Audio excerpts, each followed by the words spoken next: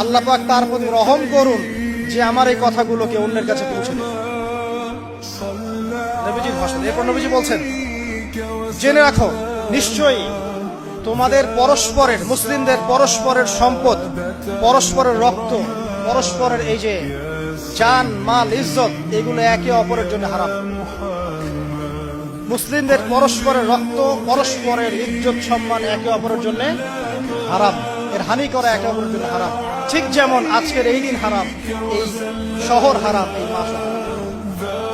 নবী করিম সাল্লাল্লাহু আলাইহি ওয়াসাল্লাম বলছিলেন, জেনে রাখো তিনটা বিষয়ে যেন তোমাদের অন্তর কখনো খেয়ানত না করে।